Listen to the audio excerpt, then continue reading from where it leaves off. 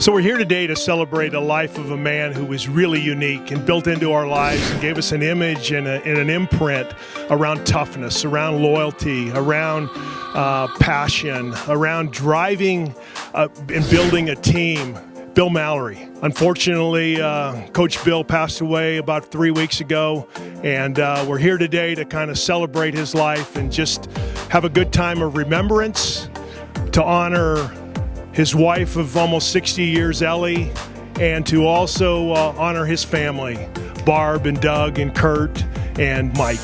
So 1974 was a big year. Coach Bill got the offer to come to the University of Colorado, and he inherited chaos, quite frankly. Remember the first team meeting he had with us and talked about the intensity and the level of commitment he required. And he wanted to shake every man's hand in that room and look him in the eye. He wanted a commitment, and he had great visions about what he was going to do here at the University of Colorado. And number one was his desire to build a team and build unity, and something that came about that we all are appreciative of. We weren't at the time, but we all look back on, and Brackett Hall, which brought a team together, just kind of made us work together, be united, live together, play pool together, play ping pong together, use the laundry room together, and we became a united team in 1974 in Brackett Hall. Probably a major victory and something I remember. 2 tough losses on the road to LSU and Michigan, come home, and Coach Bill got his first win against the Wisconsin Badgers here in Boulder on September 28, 1974. A tough-fought victory, but he was exuberant, came into the locker room and said, "Men, we got it done." Another major victory for 1974 was against Iowa State. They had a leading Big 8 running back named Mike Strawn.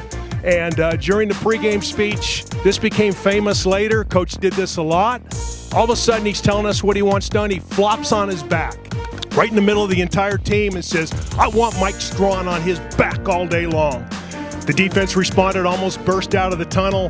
I think the final score there, we shut Mike down. It was 31-7, a victory over Iowa State. So really, 1975 was a great year. It ended up being 11 guys off the 1975 team that went 9-3 were drafted in the NFL. Really kind of a unique, all the great college programs in the country didn't have that kind of draft numbers and senior leadership, and the team went 9-3. Ended up going to the Bluebonnet Bowl and playing the University of Texas against the Heisman Trophy winner Earl Campbell. Now roll into the 76 season. You'd think they'd be depleted, but not so. A lot of young Coach Bill Mallory first-year recruits, second-year recruits. So the 76 team would go on and win, be the Big 8 champions, solidly beat the number 13 ranked Oklahoma Sooners 42-31 in front of a home crowd here at Folsom Field. Big 8 champs, Orange Bowl invitees. So what Coach did was not only wins and losses, but it was an impact that he had on young men, that he saw him far bigger than just a role as a player. And everybody was equal to Coach Mallory. There were no superstars, there were no 5 stars, 3 stars, 4 stars. It was all equal.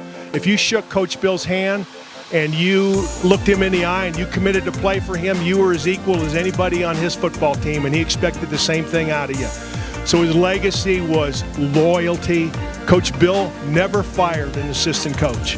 He stuck with everybody that made a commitment to him through good times and bad, and made a commitment to him, rolled up his sleeves and said, "By God, we're going to get it done."